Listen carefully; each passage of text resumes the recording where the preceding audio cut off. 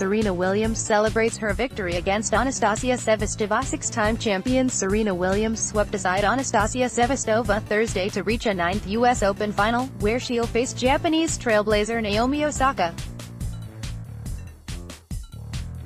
Williams, seeded 17th, as she seeks to add to her 23 Grand Slam titles for the first time since the birth of her daughter Olympia last year, needed just 66 minutes to dispatch the 19th-seeded Sevastova 6-3, 6-0. Osaka, seeded 20th, became the first Japanese woman to reach a Grand Slam final with a 6-2, 6-4 victory over American Madison Keys, the last year's beaten finalist.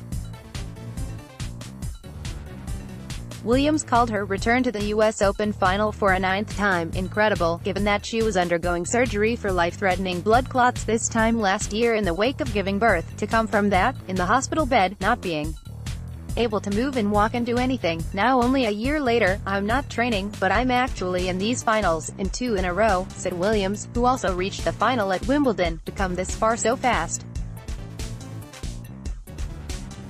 I'm really looking forward to the possibilities, she said.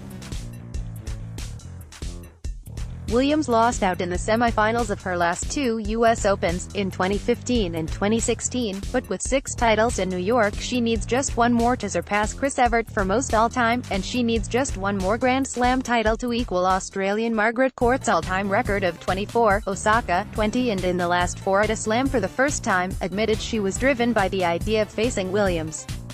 Asked how she managed to save all 13 breakpoints she faced, Osaka said, "I was just thinking I really want to play Serena." Osaka, who had already made history along with men's semi-finalist Kei Nishikori as the first Japanese man and women to reach the last 4 at the same slam, had lost 3 prior meetings with Keys. "I'm just glad I was able to get through this match," said Osaka, who broke Keys at love for a 5-2 lead in the first set and after calmly serving it out broke her again to open the second set. She made the break stand up, withstanding 6 break points in the next game. "Don't double fault." Her overriding aim as she served for the match, Osaka said, was, "Don't double fault." In fact, she closed it out with a service winner that bounced wildly off the frame of Keys' racket. Osaka won her only prior meeting with Williams, in the first round at Miami in March, the American star's second tournament since giving birth. "I definitely wasn't at my best," said Williams, now in her 7th tournament back. As in her semi-final win over Karolina Pliskova, Williams took a while to warm up, dropping her serve in the opening game.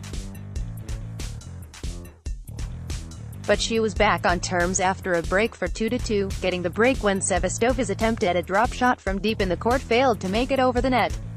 From there Williams was on the attack, winning 24 of 28 points at the net. After breaking again for a 4-2 lead, she produced a convincing hold that featured the first of her 4 aces.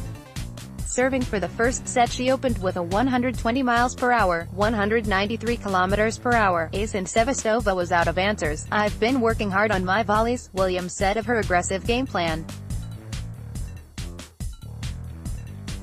I have won a few doubles championships, so I know how to volley. I just usually come in to shake hands," she quipped, before explaining she thought the tactic would be effective against Sevastova's mix of spin and slice. "I don't play opponents like her every day," Williams said. "I usually play players that hit really, really hard, very different." Sevastova, who beat defending champion Sloane Stephens to reach the last 4, was left regretting, "Some stupid games from me that I lost. I shouldn't have gotten broken twice in the first set. I had game points in both games," she said. "When she's in front, it's tough to play," Sevastova said. AFP